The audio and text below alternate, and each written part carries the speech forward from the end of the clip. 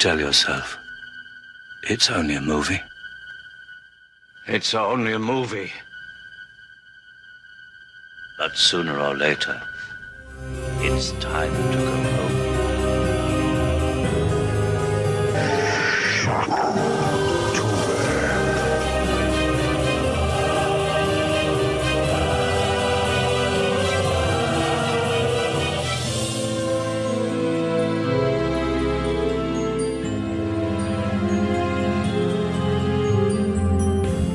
Welcome to Film Strip. I'm Jay. And I'm Nick.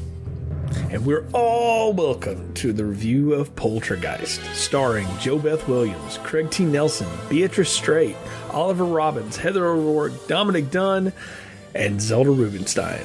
Directed by Tobe Hooper, based on a story by Steven Spielberg, released in 1982 on a $10.7 million budget, grossed $121 million at the box office. Seminal classic from the 80s, and so we're closing up our Shocktober Cursed Movies retrospective, Nick, with this one. And this one's different than The Omen and The Exorcist. I mean, The Omen really came from The Exorcist. We know it was inspired by it. Both of those are all about, like, satanic involvement and possession and stuff, and decided to go with something a little different here in the Cursed Movies retrospective for Poltergeist. Yeah, definitely. I mean, I think that, this one does have kind of a history, just like the other ones, as far as having a cursed backstory. And I think it's, probably one of the more well-known ones. I think even it beats The Exorcist as far as just kind of like the rumors and everything that went around it, from, did they use dead bodies in the climax here, to, Heather O'Rourke, tragically dying during the making of the third one. So it's just one of these movies where it kind of felt it fit in with the theme. But I mean, I guess no matter which way you put it, I mean, it all has to do with death and, what's beyond and everything like that. So I mean, it does tie in. And maybe it's not directly about the devil or something like that, but it does have a lot of supernatural elements to it. It totally does. And I mean, most people, of course, know the great story about it. Spielberg was really upset that people were making sequels to his movies. He hated Jaws 2 almost as much as you do, and decided that he didn't want anybody to mangle Close Encounters of the Third Kind. So he wrote a treatment for what was essentially the sequel to that. And out of that script called Night Skies, or that story, I should say, came E.T. the Extraterrestrial, Gremlins, and this movie. So I guess we have Steven Spielberg to thank for 3 more classics, though he didn't direct any of those other ones. Yeah. Including this one. He did E.T. I take that back. But This one is debatable. There is a lot of, controversy over did he direct it or Tobe Hooper. A lot of the cast, have come out and said that, Tobe Hooper was in his trailer just, smoking it up like Cheech and Chong, and, Steven Spielberg was there basically filling in for him. But due to the way the MPAA and everything like that kind of does their stuff, or the Directors Guild, that he couldn't take credit for it or whatever. So it's basically like, he ghost directed it or something. There's been a lot of stuff back and forth about it. It's interesting. I mean, it's almost as interesting as the supposed curses that have gone along with this movie. So, I mean, with all the stuff going around it, though, too, I mean, it's one of these movies, too, like we brought up, like Night Skies, that it's kind of amazing that, like, 3 of these films branched off from it. And I've always been one of the people that are like, man, I really wish they would go back and actually make that Night Skies movie just to see how many elements from the other movies were in there. But it'll never happen, at least, not in our, not anytime soon. But it would be kind of cool. It'd be a cool little fan film to see or something like that, or fan does, wish to come true. Yeah, I wonder if that'll ever happen. Maybe when Spielberg passes, or maybe before then he'll get nostalgic and want to do his own stuff. I don't know. We're in the age of remakes, reboots, reimaginings now anyway, so I could see it as an option instead of doing that. But any studio worth its salt, and including Spielberg, would know I got 3 properties out of this. Why would I just combine them back into one again? Like, there's some fun to be had in the idea. And you can read the Night Skies story and script out there. I actually read it several years ago. And I mean, there's a lot that's not in this, which is much darker.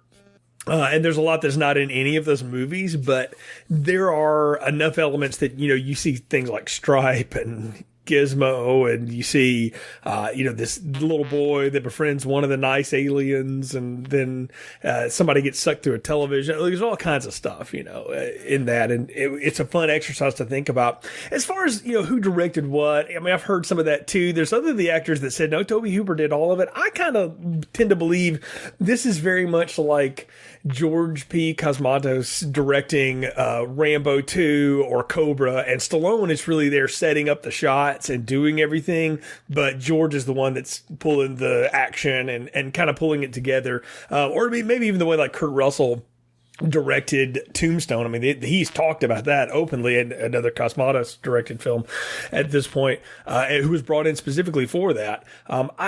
Everything I have read and the stuff I tend to believe the most is that Spielberg had a lot of hands in the way this was going to look and the way it was going to get executed. But Tobe Hooper very much has his stamp on this movie. And, controversial opinion, maybe, I think it's his best movie by far. The original Texas Chainsaw Massacre is not one of like my seminal favorites in terms of horror films or films at all. I know it's kind of homework for a lot of people, but I never really found it to be all that great. I think this movie's much more rewatchable than that. Well, I think that's because of the Spielberg element in there. I mean, I think, when you watch any of Tobe Hooper's movies, I mean, Texas Chainsaw Massacre, Texas Chainsaw Massacre 2, even something like Life Force or what's that one? Invasion. Oh, the Invaders from Mars. Yeah. Actually, I have a soft spot for that. It's cheesy, but I kind of like that movie. It's a kid's memory. It's okay, but it's one of those things where it's like if you watched his movies and then you watch Spielberg stuff like Jaws and Close Encounters of the Third Kind and all that, and you'd put this on, you go, who directed that? Was it this guy or this guy? I think more people are going to go, it's got a Spielberg flair to it. You know what I mean? Where it's like it's very one of those movies where it's light, but then it's dark at the same time. I mean, very much even like Jaws, where there's a lot of dark stuff in there, but there's so much comedy and just like humanity and stuff like that throughout the movie that makes you endeared to the characters and makes it so rewatchable. And Poltergeist is very much that. I mean, his movie is where it's almost kind of like a movie of almost like two halves here, because the first part of this movie is a very light, almost like you're watching it like this is supposed to be a horror movie. You know what I mean? It's like, it's almost kind of fun, and then it kind of takes its turn there. But that's a lot like what Spielberg does, especially in his like 80s, repertoire, where it's like, Indiana Jones will be there swinging around and having fun chasing after a boulder, and then all of a sudden we got stuff ripping people's faces off at the end. Which you get in this movie as well. Yeah, you do. Spielberg makes movies for the whole family. And I don't mean that tongue in cheek. I mean, like, really, he makes movies you can take your kids to see or a family can watch together. And the thing is a lot of them, particularly in this area, are comments on the family unit and things like that. Before he got into doing stuff like Schindler's List and, Saving Private Ryan and all that kind of stuff, this was the kind of thing he did.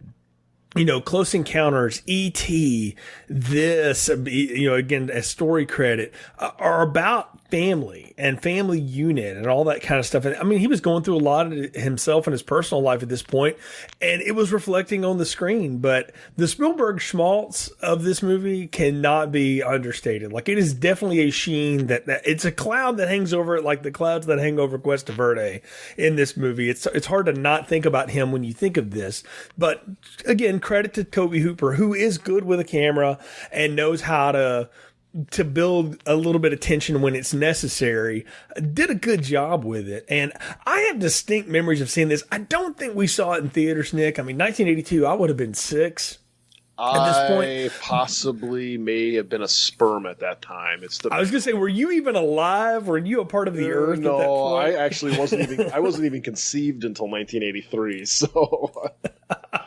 See, but I do remember seeing this on like HBO or Showtime, whichever it was on, and like home, not rental at the time, but like on cable and stuff like that. Like, I remember watching this movie with my family, and then I think we taped it off of, one of the free weekends or something one time, and I remember watching this quite a bit. Oddly enough, I've seen the second one probably as many times as I've seen this because it was part of the same Showtime package or whatever. I've never seen the third one, and I have no memory or knowledge about the Legacy TV series at all. Yeah. And so maybe by the time we get around to you're releasing this, because we're recording it earlier than October, but maybe I'll go back and watch that third one or something and post about it Twitter or Facebook, but I have no real great memories of it. And I'll be honest with you, I don't know why I've watched the second one as many times as I did. Probably when I was a kid and I was just bored, and I don't know, it was a horror movie. But I've grown to now, like, I tried to rewatch that one after watching this, and I barely got through it. Like, this to me feels like a movie that got spun into a franchise by a studio, but it had no business being one. And that's ironic considering that it was created because Spielberg hated sequels and wanted to do his own. Yeah, I mean, I've seen the sequels. I've seen the third one. I mean, Poltergeist: The Legacy is very much like Friday the 13th, the series, where it's title only. It has absolutely no connection at all to the movie at all. So the third one is very, very bad. But I mean, we'll get into the sequel stuff at the end of this. I won't want to. I'll spoil it a little bit for you when we get there. That sounds good. We'll do that. And then we should also talk about the remake that they did in 2015. But before we go any further, I guess it's time for a plot summary. So let me pull that out here. For if it's been a while since maybe you've seen Poltergeist. Meet the Freelings, an American family living in a sprawling suburb in California. Dad Stephen is the developer's top salesman, accounting for 42% of the homes sold in the Cuesta Verde development. Mom, Diane, juggles the responsibilities of running a busy household with 3 kids, teenage daughter Dana, who always seems to be gone somewhere, little boy Robbie, and little girl Carol Ann. Everything changes for the Freelings when ghosts start communicating with them through their television set, fixating on young Carol Ann. And after a wild night where a tree comes to life to attack Robbie and a tornado rips through, Carol Ann disappears through a portal in her closet. The Freelings contact paranormal investigators led by Dr. Lesh, who try to help them reconnect with their daughter, who they can speak with through that television set when it's on the static channel. The investigators learn there are many spirits the Freelings are dealing with, and therefore call it a poltergeist instead of a haunting. Stephen learns from his real estate developer boss that the subdivision was built on the site of a cemetery. And though what he doesn't realize until the very end is that all they did was move the gravestones, and the bodies are still underneath all of the houses. Lesh calls in the spiritual medium Tangina, who helps Diane enter the portal, retrieve Carol Ann, and return to the plane of existence. But during their last night in the house, the Freelings think everything is fine, only to be attacked by the beast, the evil spirit that is also poltergeisting them or haunting them, however you want to say it. The family gathers up a few things, jumps in the car, and escapes barely as their house is consumed in a ball of energy. The family, intact but exhausted, takes refuge in a Holiday Inn where they push the television outside and slam the door. And that's a straight-through plot summary. It's actually a really simple plot, and I think you nailed it. This is a tale of two movies. We spend the first 25 minutes of this movie getting to know this family and doing some kind of goofy hijinks where the chairs move around, the little girl slides on the floor, and she talks to people through the television set, but we only hear one side of the conversation. It's not until that storm hits that this thing kicks into high gear and we start getting into some actual terror or horror. Oh yeah, totally. And that's the really, like, the one thing I love about this movie the most is the slow build. And to sit there and say, like, slow, you automatically think like, oh, boring or something like that. It's not boring. It's very endearing. And just the whole way that they made it such a focal point of this film to get to know the family, to get to, sit there and almost feel like you're part of them was such a great decision. I mean, even when you watch this movie in the beginning, just like the hijinks with, they're putting the pool in the backyard and the construction workers and everything like that, how, they're coming in and, reaching through the window and grabbing something to drink or eating breakfast, there. And, even the stuff with the neighbors next door with the, the channel changers being on the same frequency and stuff. So it's such a, I mean, for me, like, those are my favorite parts of this movie. I mean, even when you watch like a movie like Lord of the Rings, those are my favorite parts of the beginning. Like when they're in the Shire and you get to just know everybody and kind of see their way of life. That is right here. I mean, that's the same thing where this is my favorite parts of it, is just getting to know this family. And I think kind of the weirdest thing about this though, too, is like, it's the 80s and everything like this. And their daughter, I mean, their eldest daughter, who doesn't have really a big part in this movie yet. I mean, she's basically like 16. And you look at them and they're not that old. So it makes you really kind of think, it's like, well, they had her at a very, very young age, which I think is kind of an interesting concept to have in a movie like this. Because, back in the 80s, 70s, and especially in the early 80s and stuff like that, the idea of like the nuclear family was very much like, yeah, you married your high school sweetheart or your college sweetheart, you get married, you have a job, you build a house, and then you have a family. And just kind of interjecting that little bit of realism to it, I think really kind of goes a long way. Yeah, I mean, they say in the movie that Diane is 32. If Dana's 16, that means she got pregnant when she was 16. Mm-hmm. And Steven's maybe a couple years older. So they were kids, the 60s, Summer of Love, all that kind of stuff. And I mean, they still kind of hang on and roll a little marijuana, and they talk about, their past days. I mean, I think Diane has a great line where it's like, just remember back when you used to have an open mind before, implying like before you were a total corporate sellout, like you are now, which by the way, thank you for being, because this house is awesome. But I totally bring that up though. I want to see that house that he brought up where they have the swimming pool that's halfway in the house and halfway outside.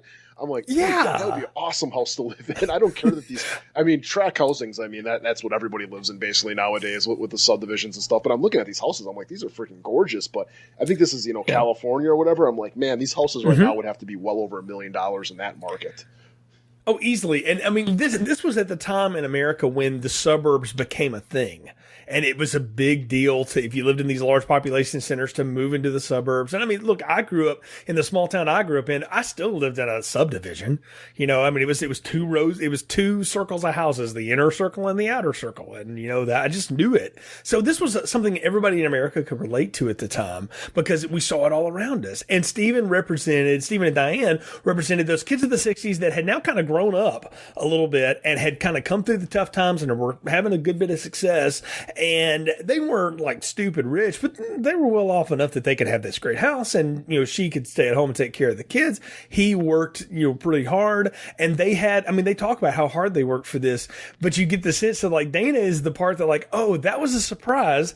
And like she dropped so many lines. Dominic Dunn, by the way, who was killed like shortly after this was released in a tragic murder. That's one of the other curses of this.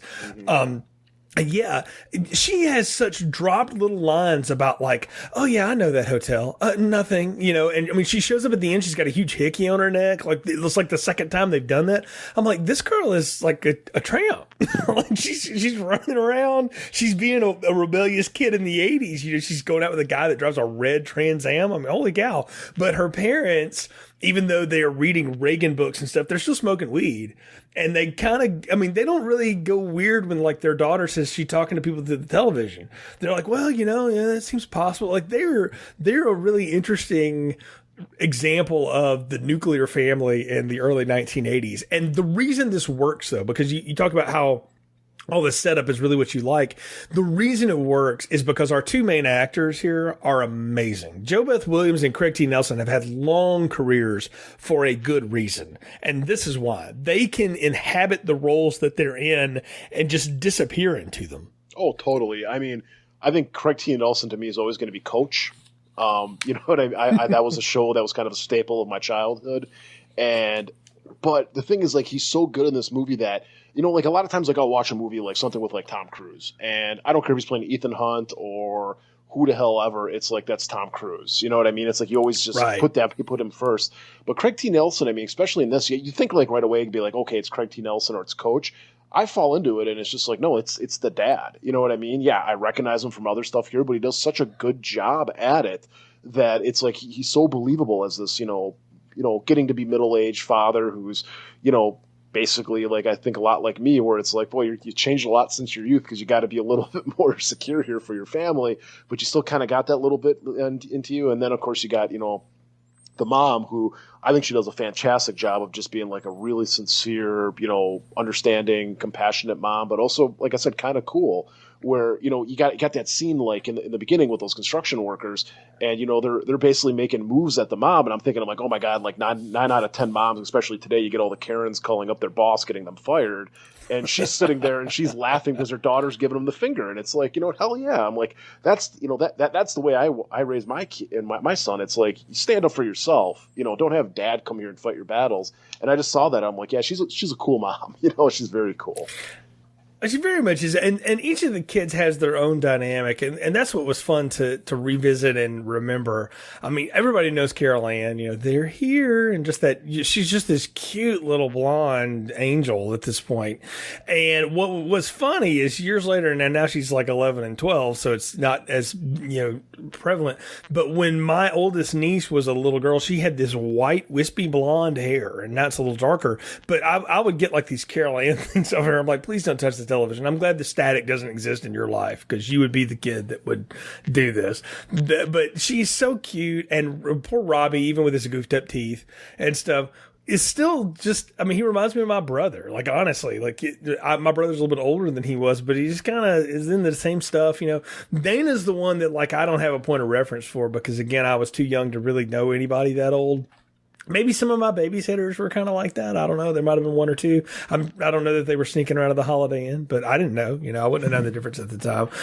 But yeah, they are They are a cool family. They're cool parents, and they just kind of go along and do what they do. Like, that's the thing, is they are so incredibly normal. I mean, even down to the point of, like, they kind of disagree with their weird neighbors, you know, neighbor and him. Somehow the remote controls are on the same frequency. I have no frame of reference for this. We didn't have a remote control television until I was a teenager because like my dad would hit me on the head. I was the remote control, you know, growing up. So I always thought this was such a wild scene when they're flipping back and forth between the game.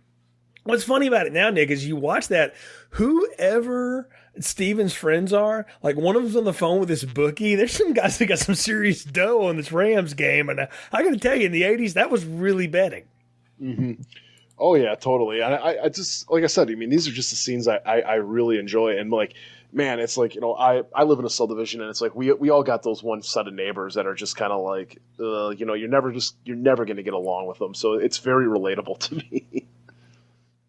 Yeah, I'm sure it is, right? It's just a different experience, but it grounds these people in something where we can feel like reality, because what this movie is going to ask us to buy into and believe is stuff that a lot of people have a very hard time accepting, believing, looking at, no matter what it looks like on the screen. And I think that's a smart script, and a smart director knows how to bring along a story of, I'm going to ask you to take a journey with me to really believe in supernatural things that up until this point you had never seen anything like this before, right? I mean, it's been done a million times since, but when this movie was made, man, like, this would have blown people's minds. And if you're going to get them to do that, you have to establish a family that we want to root for, that we care about, and we want to see them go through their journey. I mean, you think about Steven. After Carol Ann disappears, I mean, he's a wreck. He's a mess. He's not going to work. He claims he's got the flu. The whole family does. When his boss finally gets him to take a drive, his boss is convinced this guy is getting wooed away by somebody else. I got to make sure he's taken care of. And I mean, you're in sales, Nick. You've had these conversations with your bosses. He takes him up on the hills, like, this could be your bedroom. This could be this. You're in phase 5. And you watch Steven start putting the pieces together like, man, this guy is such a scumbag. I am so much better than this.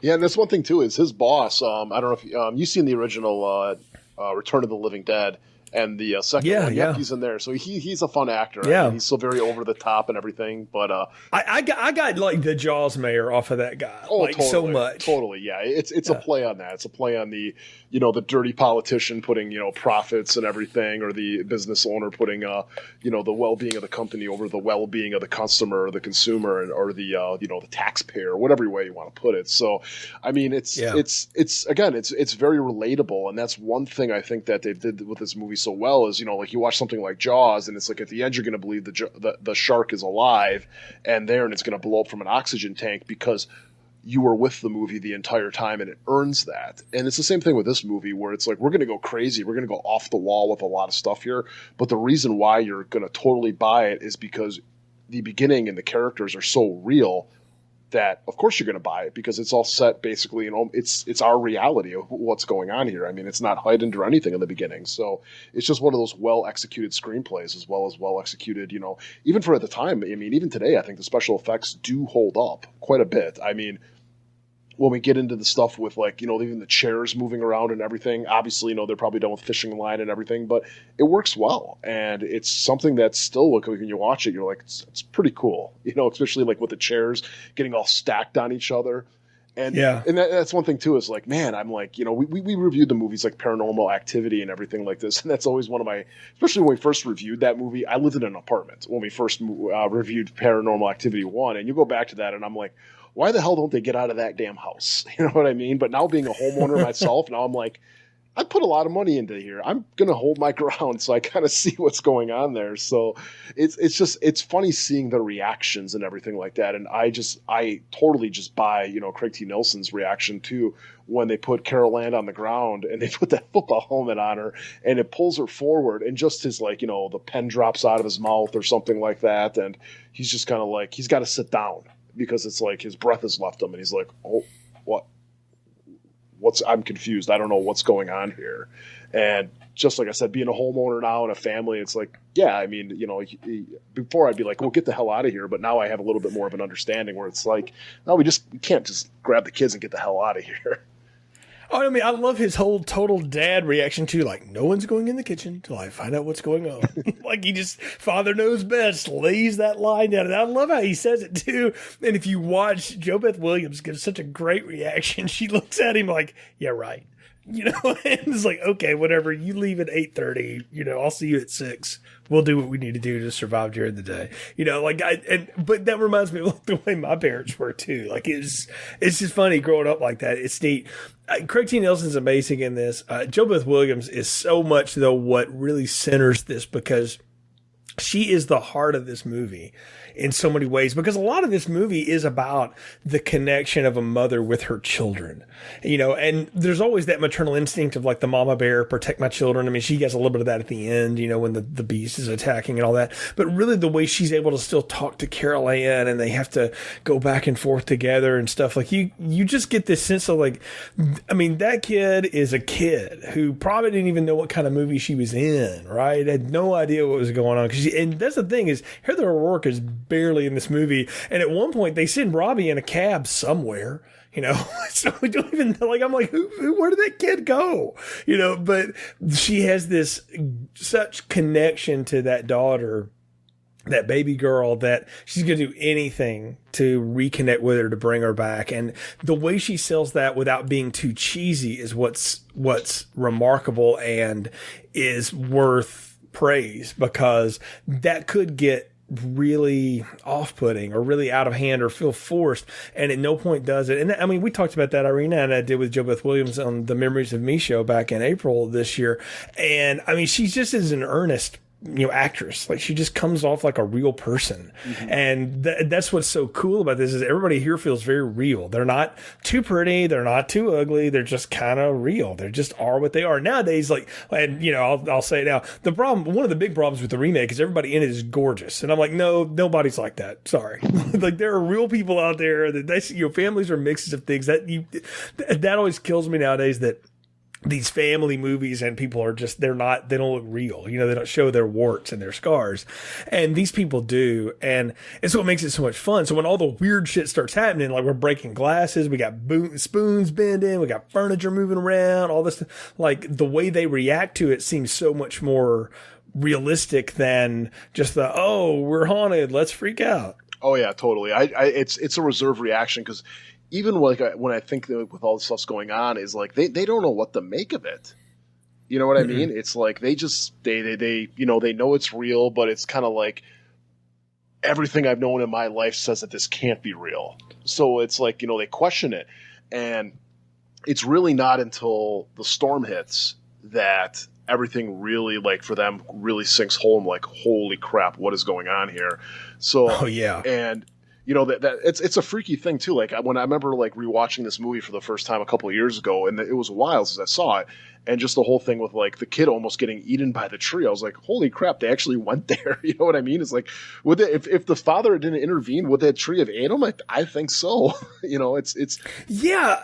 That's what I wanted to ask you, is that, you know, Robbie's scared to death of that tree, which that is a spooky looking tree anyway. And my in-laws have lots of trees on their lawns, and they have some kind of freaky looking trees too, which is wild. None that I think would come through the window and try to eat you. But that tree looks like it was designed to do bad things to people, and for all we know it was, you know, depending on what you believe about this movie and its whole lore through its sequels. Mm-hmm. But he's obviously scared of the storm. My wife and I got a big chuckle over the whole bit about Dad teaching him to count between the thunderclaps and things, as our parents did the same thing with us growing up. I still do it to this day. Yeah, right. So we've had a lot of storms in our area this last couple of weeks, so I've been doing it constantly. Yeah, right. Well, I've seen your dog do it because he needs a thunder buddy, you know. So I mean, it's the same kind of thing. thing. But I love how that when that tree attacks, I think that is the thing is that these spirits are attuned to Carol Ann, and we don't really know why in this movie. It's sort of revealed later on that the women in this family are all psychics or have premonitions or ESP or something like that. But if you just take this movie for what it is, in the second one, that's where stuff comes out. Not in this one though. Yeah, no, not in this one. This one, though, they talk about like her energy and her life force, and the fact that she's so young, she's so pure, that it would be something that spirits would be drawn to, good and bad, one way or the other, because, again, she's so trusting that she could be a vessel, and all those kind of things. Like, you can get into all that. That's some of my Buffy knowledge coming in too, as to why that works that way. But I buy that. And what I always took it as was, well, okay, we're going to have the tree monster try to eat Robbie because it will distract the entire family so we can get Carol Ann that way. And if it eats Robbie, then okay, so that's okay. But if it doesn't, tree, let it go. I kind of felt like it was a total misdirection because it does get all of them outside. Even the oldest daughter, Dana, eventually leaves her post watching Carol Ann to run outside and help her dad and mom get Robbie back from the tree that's trying to eat him into the pool, dugout that they're sunk into. And that's when Carol Ann gets sucked into the closet portal. Oh, yeah. And it's a very effective scene. I mean, it's like, obviously we got a child in danger and everything like this. And, this all happens. And then when they go looking for her, the fact that clown doll, we got to bring up that clown doll later, by the way. Oh, yeah. They think it's like her dead body in there, that they think like, because there was a tornado that hit during this time too. And they're probably thinking like, oh, did like a wind gust come in here or something and like push? I mean, they don't know what the hell happened. All they do is they go in there and everything's shoved into the closet and there's a body, which looks like they're just underneath a sheet. And then they pull it open and it's like, oh, it's the clown doll. So it's a very effective scene. And this is where they also bring up the fact that they got a big giant hole in their backyard that's, very dangerous that they're going to be putting their swimming pool in. So it's, it's just a very good scene. But then you start hearing Carol Ann through the TV and everything. And that's really where this movie shifts tone. Where beginning, it's very much like coming, and I'm not gonna say like coming of age, but really just kind of a nice little family friendly movie. And then this big thing happens, and all of a sudden it's like, nope, that was the turning point of the tone of this film. And that's when we get, they start looking into what do they do. And really, what do you do at that point as a parent? You go to the authorities, your kid's missing. I mean, we see this crap on the news all the time. A parent and their child's missing that young. What's your first thought? The parents killed them. Yeah, the parents did. The parents killed them. Exactly. So it's like they don't want to go there. Go to the cops right away. So they basically call in this universe's Ghostbusters, and I love these characters. Oh, yes. The group from UC Irvine, led by Dr. Lesh. Beatrice Straight, by the way, talk about a powerhouse actress, and what a get at this point. You got an Academy Award winner from Network. I don't know if you've ever seen that or not, Nick, but that's an amazing movie, and she's awesome in it.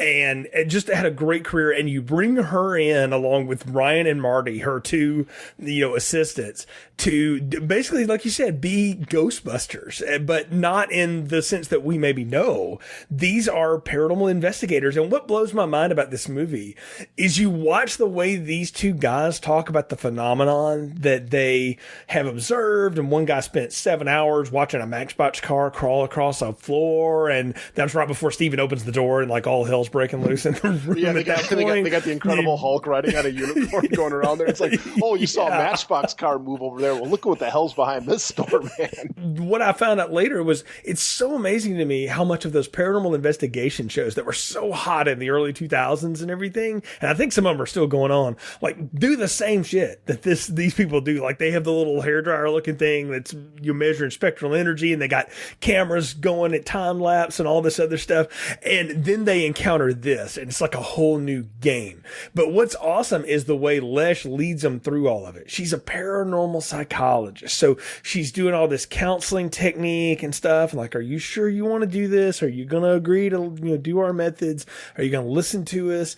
And when they get the communication going back and forth, I loved everything about the people that they bring in for this, and the way that they run right into it. I don't need their backstory. I get all of it in the first 3 minutes that are on the screen. Oh yeah, totally. It's self-explanatory. I mean, it seems like these people are, the way I always took them is like they work for a college. I mean, whether I'm bringing in Ghostbusters here or something like this, it's like, there's some people that, you know, work at a university or something, and it's kind of like what they do is like they kind of look into this stuff. And I love, absolutely, like I said, I love this group, and especially Dr. Lesh. She's awesome when she's talking with the mom, and just like, you know, it's just her and, you know, the kids are, everybody's asleep, and it's just those two, and, you know, she pulls out her flask and just kind of like passes it over to her. It's kind of like, it's a nice moment. It's a nice calm moment in this movie, and it just, like I said, it makes all these characters so endearing.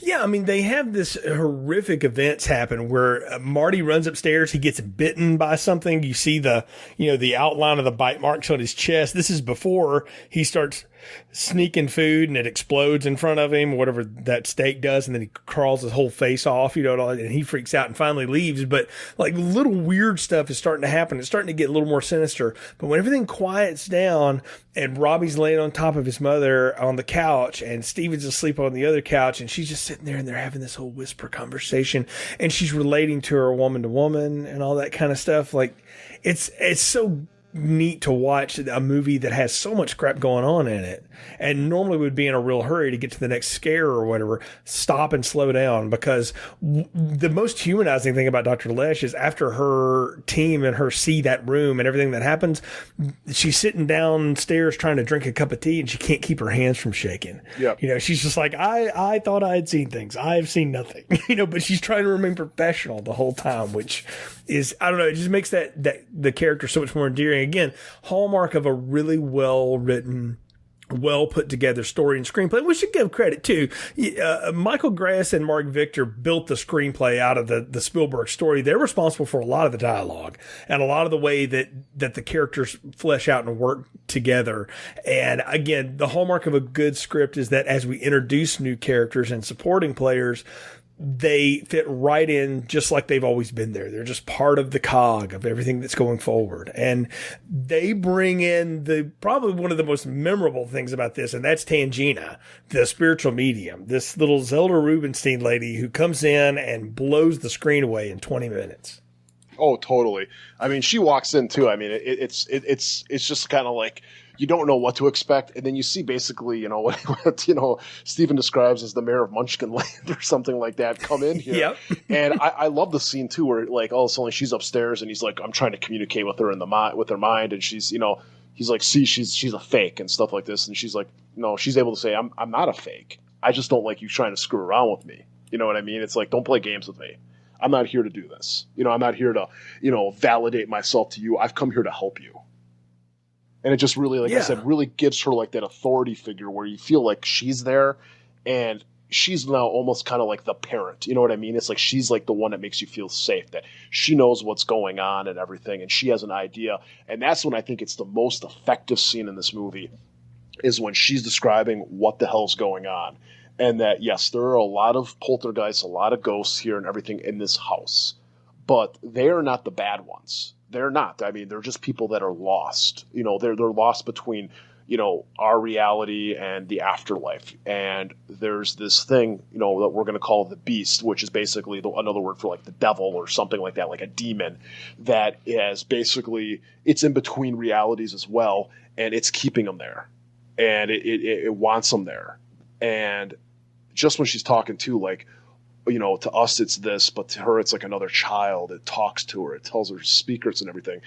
It's something that even like to this day, you know, being 36 years old and seeing this movie 24 times, it's still a hair-raising scene. I mean, I get goosebumps when she tells that.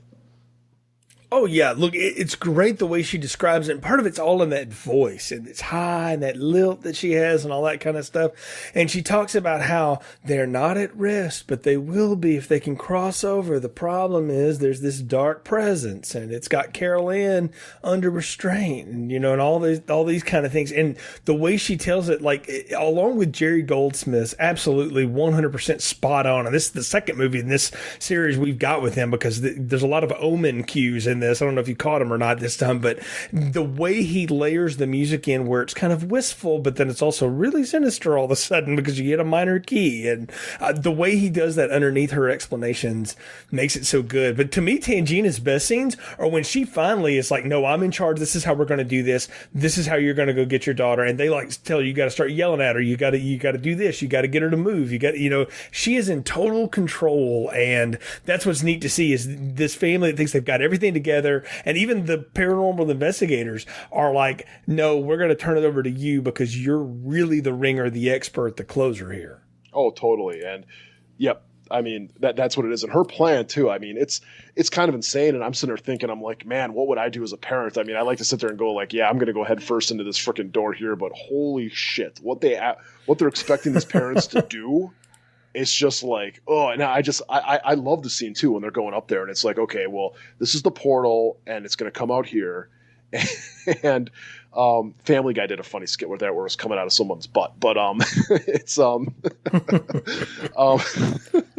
so I like it where she's like ready to go in and she's like, she doesn't know you. I'm her mother. She's gonna know you, and she's like, you've never done this before, and she's like, you haven't either. And she's like, yeah, you're right. You go. It's kind of like you see her right. Yep. It's a nice piece of comedy at a part that's very, very, very tense.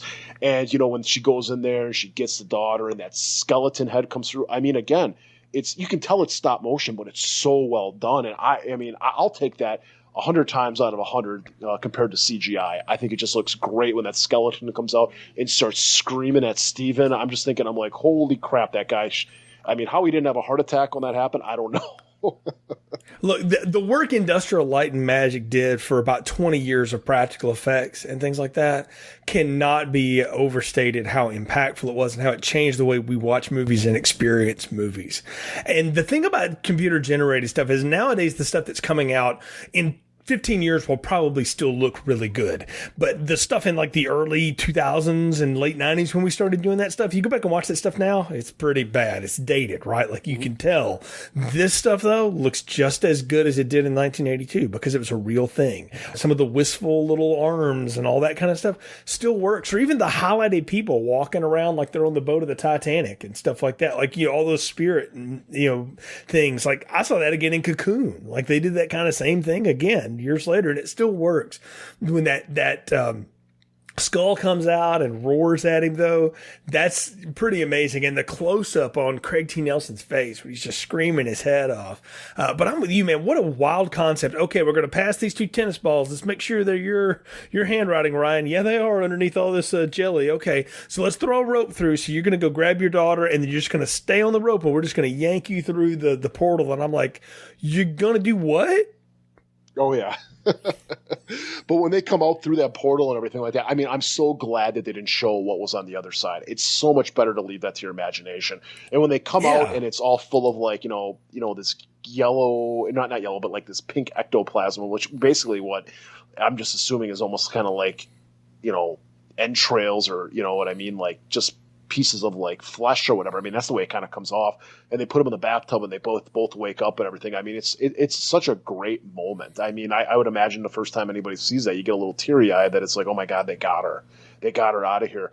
And then of course, though, we get the lovely, I call it almost the alien plot where, the first 2 aliens are, what I mean? Where it's like, oh, you think you're out of the woods. You think the story's been told, but nope, there is a 4th act, quote unquote. Yeah, well, that's the thing is this movie ends in its 2nd act, which is really long. It's a long 2nd act. Ends where most movies end. Mm-hmm. We got the girl back. We're ready to go, and we move on. And nope, we're going to really turn it up now because if you think the beast is going away that easy, you are wrong. And that is what this movie wants to drive home is that, okay, you got your daughter back, but let's not let the mortals think that they're in control here. And this time I'm coming at you with everything I've got. And that final haunting that goes down, man, when the beast unleashes everything on Diane and the kids is unreal, dude. Like all the crazy stuff, the coffins coming up through the ground and everything blowing out in front of them, and Diane getting ripped across the ceiling, which, hey, thanks again, Wes Craven. You rip off everything. Because I mean, really, that thing, I hope he wrote to Steven Spielberg a thank you letter after that, because that's the Tina death in A Nightmare on Elm Street. You got that. You got Robbie getting attacked by that clown. Finally, the clown attacks, and it does what all evil clowns do. They try to strangle little boys. What I love, though, is Robbie tears the absolute shit out of that thing. I'm like, yes, you go, kid. That's what you do. You just destroy that thing because he's had enough. Carol Ann's hanging over for dear life. We got all this going on. Dana's off hooking up with some boy, so she just rolls up at the end to see it. But the way that house tears itself apart in front of them, and then Steven gets home just to see the tail end of it, it's unreal, man. Like, it is really tense the way that the last 10 minutes of this movie unfold. The whole climax here and everything like that is just, it's amazing. And it's like, they do it when Steven's gone. So it's like, they're kind of at their most vulnerable. It's just them. They think everything's kind of ended. And part of me kind of was like, dude, why don't you guys get the hell out of there now? You know what I mean? But it's like, they're going to have one more night there, but they think it's okay. And when everything like that happens, and like the closet basically turns into a throat and trying to suck those kids back in. And then you have like the demon outside the door that's not letting her in here. And then the elongated hallway where no matter what she does, she can't get there. I mean, it's great. And then, of course, he gets home, and then, they get in the car and they get the hell out of there. And then the house, I mean, that end scene right there where the house basically implodes on itself is freaking amazing. Again, just another effect that really holds up well. Oh, yeah, it does. That's the thing, is you look at this and you watch it and you're like, God, that still works. Like, I still believe that house disappears inside of itself. Oh, yeah. And again, I know the urban legend is that, those are real corpses out there. Like, no way. They're not real corpses, but they're really well made up. And that tells you the makeup and the art department did their homework, which is kind of sick and weird, but they did their homework on what it would look like if a bunch of coffins just started shooting up through the ground all of a sudden. And I mean, you think about Diane in that pool, right, with all those skeletons around her and stuff. I mean, that is just, it's grotesque and it's horrifying, and her reaction to it is like any of ours would be. I mean, and it's almost like the coffins start, getting resurrected or raptured in front of her as blocks through the house and stuff. And I don't know, it's so cool. And I mean, I love it too, how, the evil boss or whatever, like Steven gets to let him know, like, hey, idiot, I know what you did. Like, clearly this is your fault. And I think he gets blown away by spectral energy, kind of like at the end of Raiders of the Lost Ark, the way some of that looked. Oh, totally. But again, it's just a great ending. And just like I said, I think this movie, just from beginning to end, there's not a moment here that just doesn't work. And that's just amazing. I mean, even like the stuff within the pool, I mean, apparently from what I was even seeing on some stuff too with those skeletons, those are real skeletons. And that was, I guess, was very common in these movies, is that they would actually get real skeletons and stuff like that. So it's one of those things where it's like, holy crap. I was more nervous about the fact that she was in there with electrical lighting around her. I'm like, oh my God, one bad wire in there and she's gone up. You know what I mean? Right. Yeah. Well, I mean, they're pretty well insulated. Hollywood's known how to do that effect for years, but it does ratchet up the tension and the idea. And I mean, there's plenty of horrific historical incidents where that's actually happened to people, where they've been thrown in a pit of, bodies and things like that. I mean, the movie The Killing Fields is based on such a tale and things like that. And I actually met the guy that happened to once, and hear him tell about it is even more horrifying than the movie. But yeah, all of this stuff is just so unsettling and grotesque and unnerving and all this stuff. And then for them just to get away, and I love how they're just driving away and they're like, don't look back, don't look at it. And they don't even see their house disappear. They just know it is gone, at the end of it. And, we get the final little coda where they slink into the Holiday Inn. They're all exhausted. And the last thing Dad does is like, screw the television set.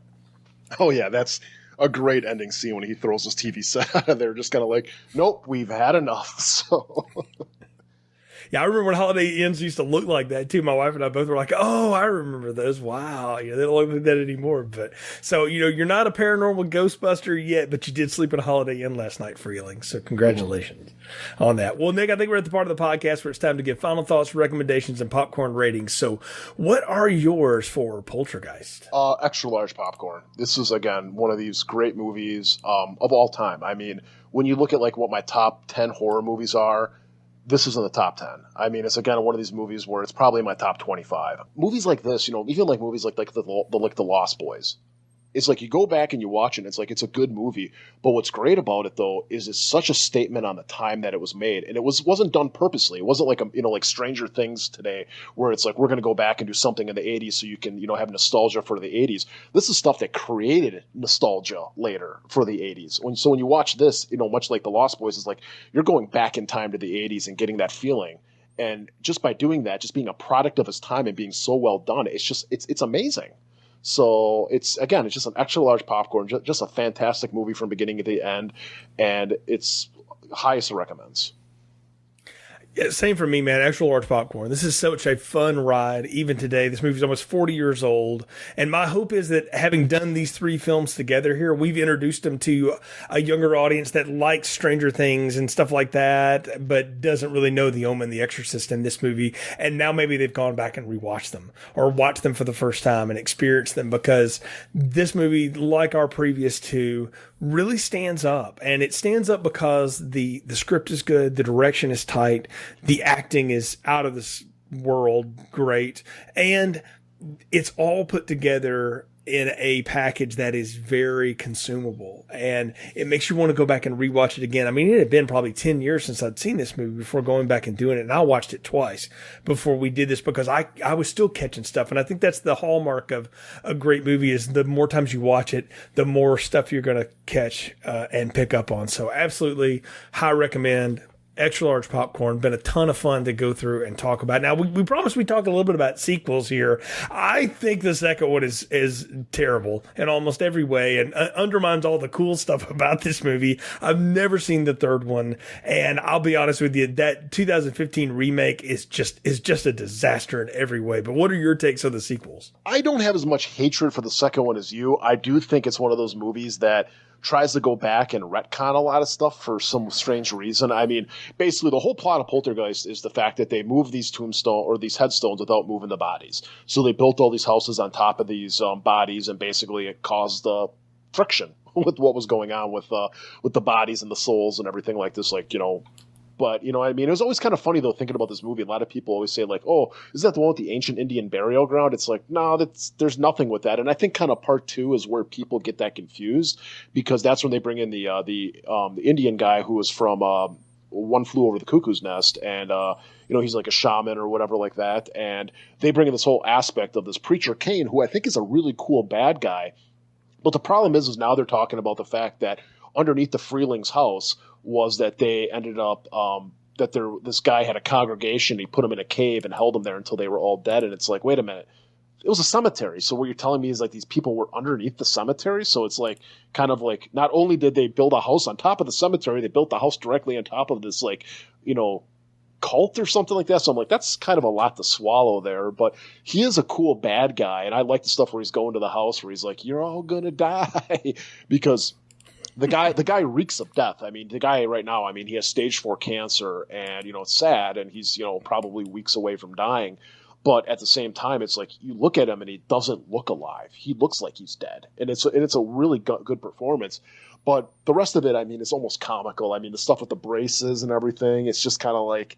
And then the ending, too. You remember how I brought up the fact that it was good that they didn't show what the other side looked like? Well, they go and they show you the other side. I mean, even the subtitle of the movie is The Other Side. So it's like, we're going to go show you what was there.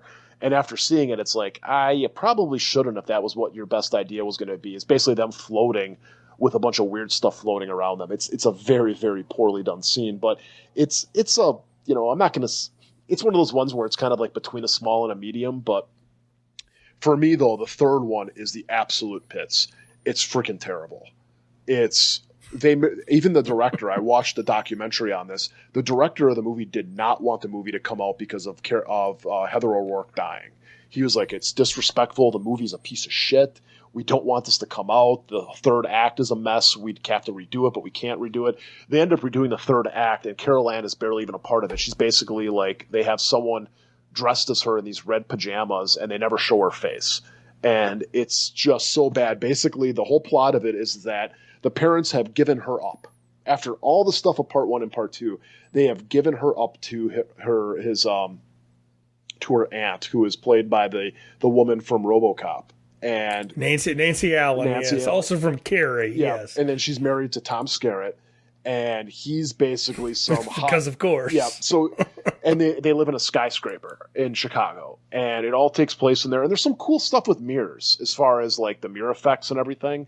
But the movie is really garbage, and they got a guy who's in a cane outfit. He looks so freaking bad, and it's a movie where I'm just going to say, don't even watch it. It's not even so bad it's good. It's an offensive movie when you look at Heather O'Rourke and you see the fact that she has those chipmunk cheeks from all the steroids that she was on. She actually died from an intestinal blockage, and they misdiagnosed it, and they thought she had like Crohn's disease or something. So they were pumping her full of steroids. So imagine that. She's got an intestinal blockage, you're getting pumped full of steroids, and you see it in her face. I mean, her face is huge. She looks sick. And she's a trooper for doing the whole movie, but man, it's better not to remember her for that. So it's a movie definitely you can skip. I've seen half of the remake, and it's a movie where I actually tried watching it a few weeks ago. I was on TNT or TBS or something, and I put it on, and I made about 15 minutes into it before I started making breakfast, and then I decided to vacuum the downstairs, and that's just what it was. So I really can't say whether it was a recommend or not recommend, but it's a movie that obviously didn't hold my attention enough to make me want to vacuum the hardwood. So no, dude, it's bad. And I love Sam Rockwell, but that movie's just bad. And look, they're redoing it. The Russo brothers are now doing another reboot of it. So I'm curious to see what that looks like if they ever get it off the ground, and where that'll go. That might be something to go back and revisit once it happens. But like we said, this has been a fun, loosely strung together retrospective, but I like the strand of the cursed movies, and doing it here in Shocktober, trying to do something a little different. It's always fun. And again, my hope with all of this was that we introduced movies that maybe a lot of people have heard about, but they haven't rewatched recently, or they haven't watched at all. They just kind of feel like they know. Go back and watch these 3 movies. I mean, watch The Exorcist, The Omen, and Poltergeist. You will not be disappointed. I think we've made that very clear here through our reviews and our ratings, and it's always been a lot of fun talking about them with you. So thanks for listening to this episode, everybody. Of course, you go to our podcast feed on our website, filmstrippodcast.com. You can find all of our archives, a lot of stuff we've talked about, we've reviewed before, you can find there. Leave us a positive review where you find the show. You can follow the show on Twitter and Instagram at FilmstripPod, and then search for Filmstrip Podcast on Facebook to connect with us there. We appreciate the support. So until next time, for Nick, I'm Jay. Thank you for listening to Filmstrip.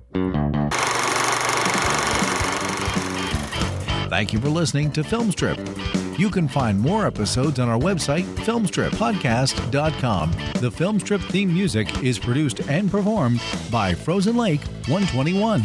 All content used or discussed in these podcast episodes is the property of the respective owners and used under the Fair Use Act, Section 504, C2, Title 17.